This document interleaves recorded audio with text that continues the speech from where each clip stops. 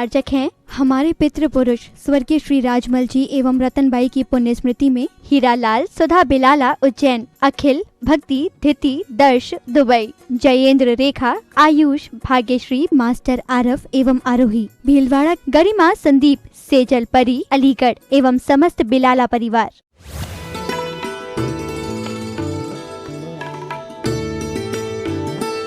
अंतिम तीर्थेश वर्धमान स्वामी के शासन में हमसे विराजते और उनकी यह पावन पीयूष देशना हम सभी के लिए परम उपकारी।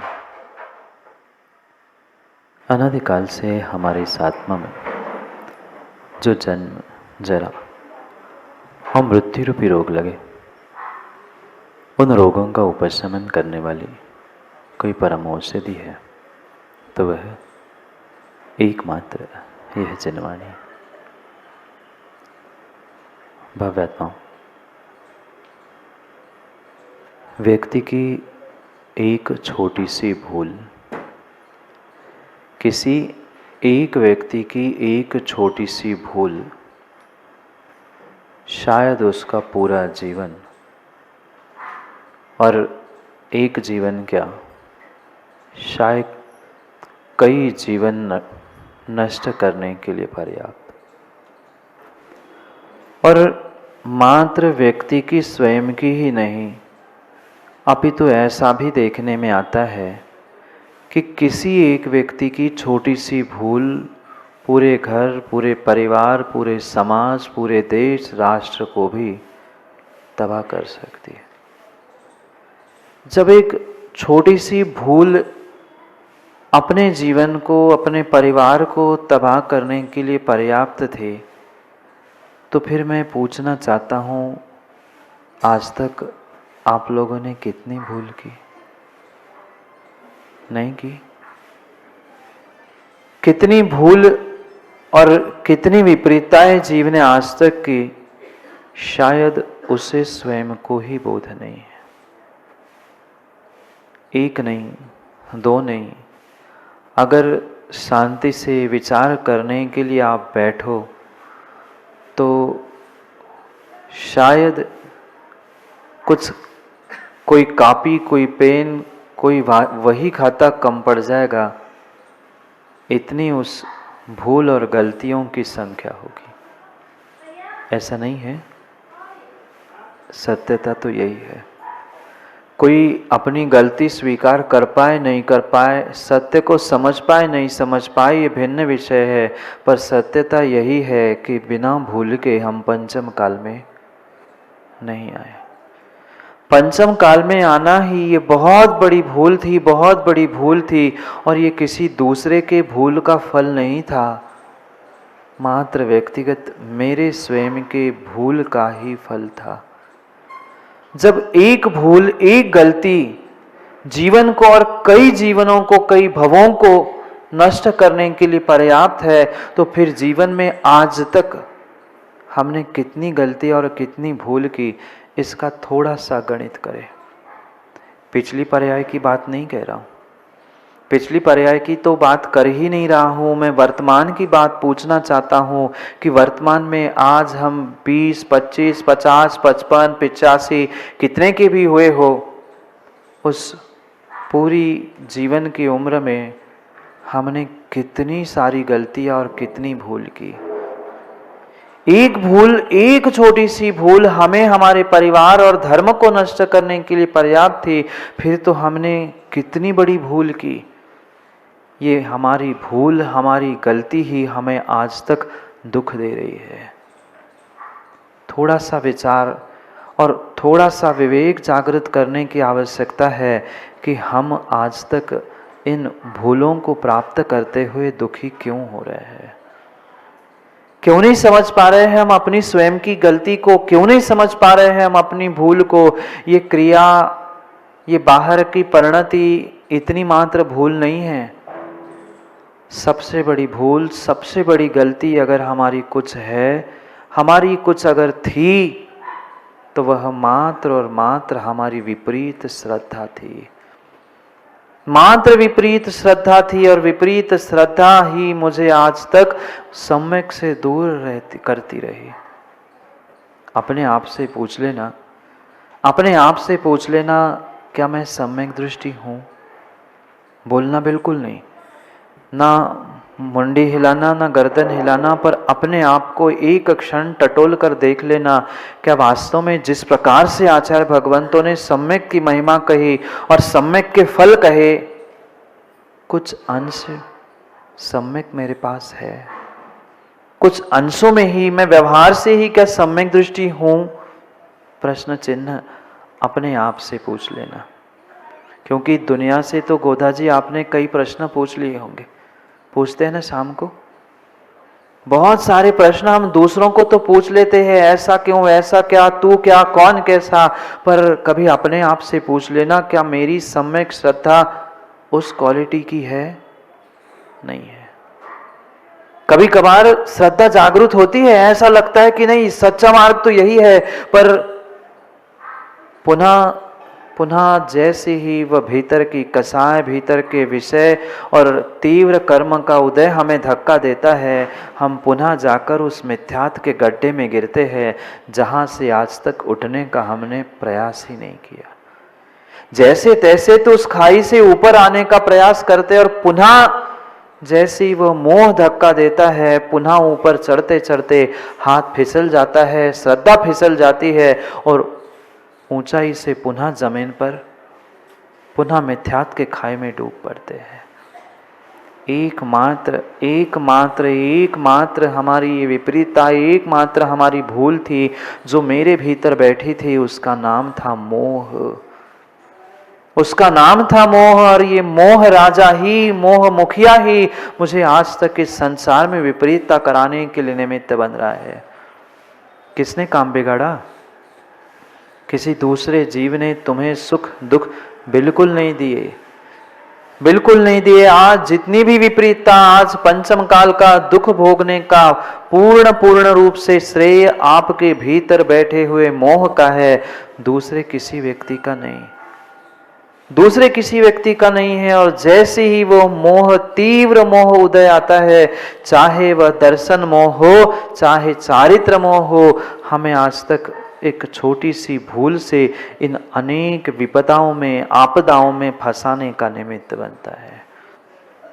ये मोह, ये जो मोह है, यही बहुत बड़ा ताला उस मोक्ष महल पर हमने अपने हाथों से लगाया है।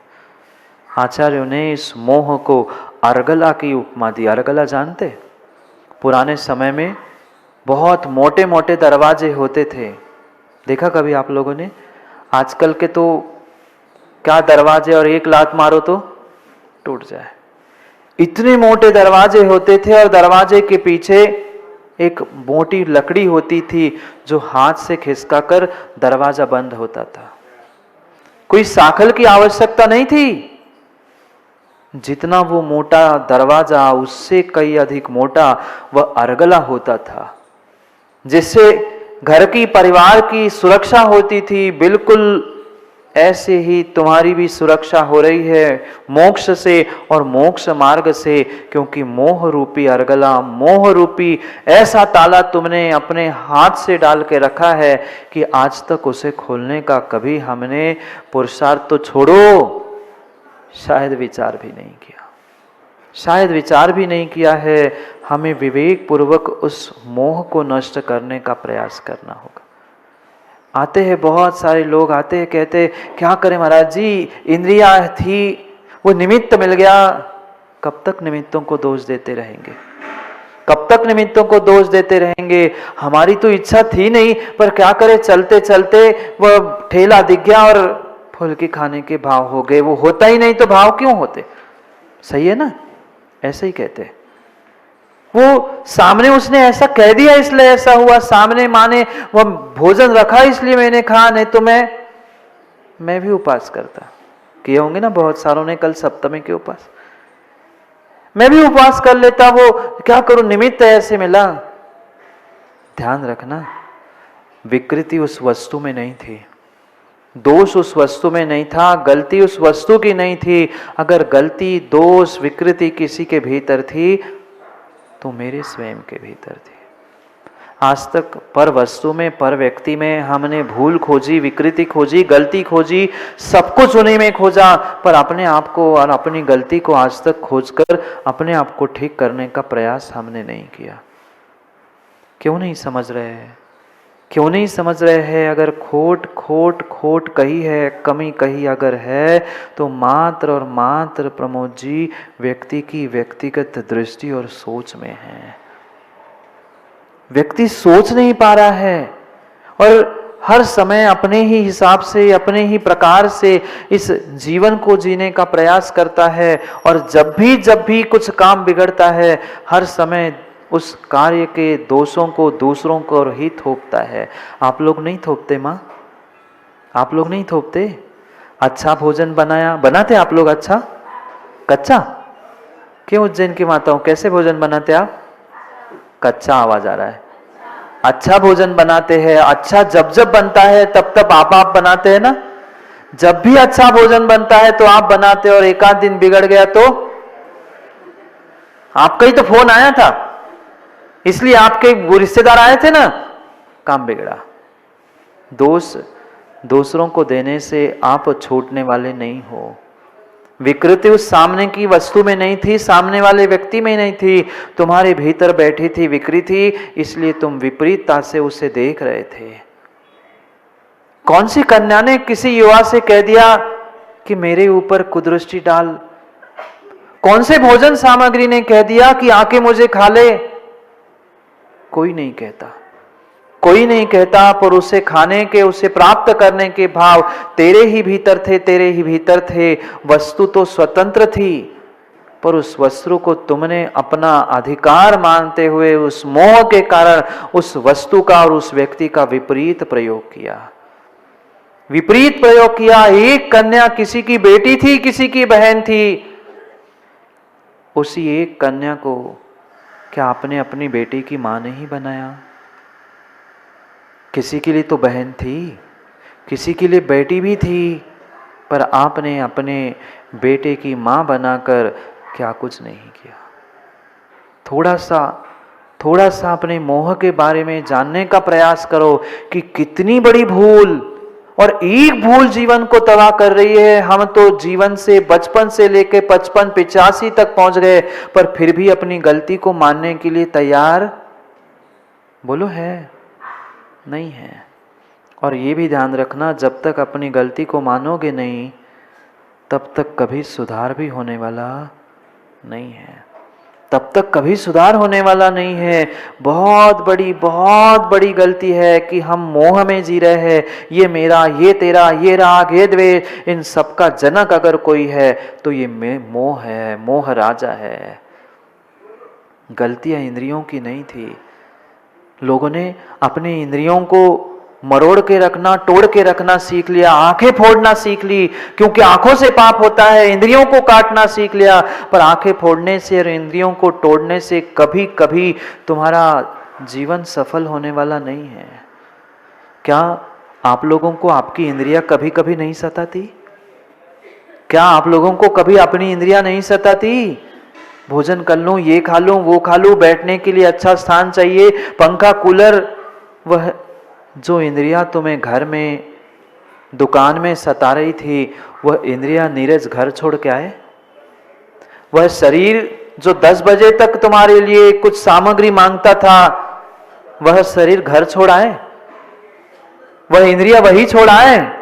नहीं, वही इंद्रिया, वही शरीर है, पर जैसे ही हमने अपने भावों को, अपने मोह को संभालने का प्रयास किया, वह इंद्रिया भी हमें सताना कम कर चुकी है। गलती उन इंद्रियों की नहीं थी, गलती उन बाहर के निमित्तों की नहीं थी। गलती अगर किसी की थी तो मेरे भीतर बैठे हुए मोह राजा की थी, मोह राजा की थी। और इस मोह राजा का ही ये मन जो अति चंचल है, पल में कहीं पहुंचता है, उस मन को ही सेनापति बनाया है इस मोह ने। और मोह के वशीभूत होकर मन पल पल में कभी इस विषय में, कभी इस भोग में, कभी इस कषाय में, पूरा समय उस आत्मा को लेकर मन उस पापों में उलझता है। गलती एकमात्र मोह राजा की है, जिस मोह के राजा के वशीभूत होकर, क्योंकि जैसा राजा होता है वैसी ही प्रजा होती ही है। ऐसा कहा और सुना भी होगा आप लोगों ने, जैसा राजा वैसी ही प्रजा। ये मोह राजा ही विपरीत है। इसलिए तुम्हारी पूरी जीवन भर की परिणति, तुम्हारा मन, तुम्हारी इंद्रिया, तुम्हारे भाव, तुम्हारी श्रद्धा, सब कुछ आज तक विपरीत ही होती रही। बोलो ना, विपरीत नहीं है। मात्र एक भूल सुधार लो, मात्र एक गलती सुधार लो, भीतर बैठे हुए उस मोह को जीतने का प्रयास करो। जब जैसा जितना आप मोह को जीतोगे, विश्वास मानना उतना ही तुम सफलता को प्राप्त करोगे अपने इस जीवन में। बाहर के लौकिक जीवन में तुमने धन संपत्ति, पैसा, रुपया और नाम शोहरत कमा ली, ये कोई बहुत बड़ी बात नहीं है। ये बहुत बड़ी बात नहीं है। संतान को जन्म दिया, उनको पढ़ाया लिखाया, उनको एक काबिल बनाया, ये भी कोई बड़ी बात नहीं है। ये तो त्रियंच भी करना जानता है। एक त्रियंच भी करना जानता है। आप में और त्रियंच में, आप में और उन म्लेच्छों में, ज्ञानियों में अंतर क्या बचा? वो भी पैसा कमाना जानता है, वो भी बच्चों को जन्म देना भी जानता है, संभालना जानता है। हमने कुछ हटके आज तक किया नहीं किया।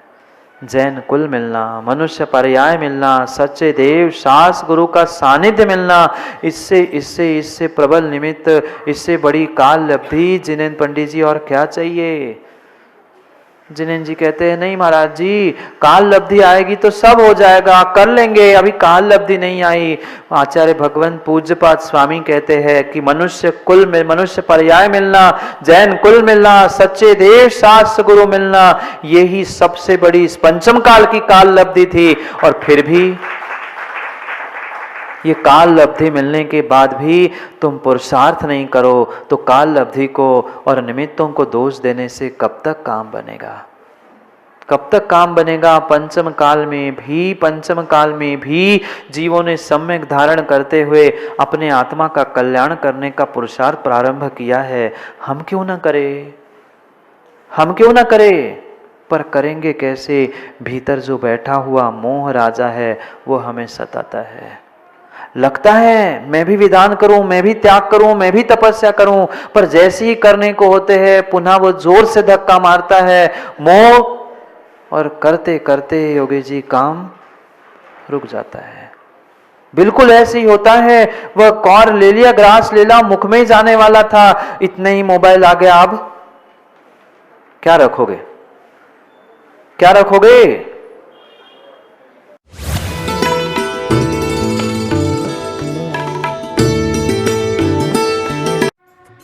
इस कार्यक्रम के पुण्यार्जक थे हमारे पितृ पुरुष स्वर्गीय श्री राजमल जी एवं रतनबाई की पुण्य स्मृति में हीरालाल, सुधा बिलाला उज्जैन, अखिल, भक्ति, धिति, दर्श दुबई, जयेंद्र, रेखा, आयुष, भाग्यश्री, मास्टर आरफ एवं आरोही, भीलवाड़ा, गरिमा, संदीप, सेजल, परी, अलीगढ़ एवं समस्त बिलाला परिवार।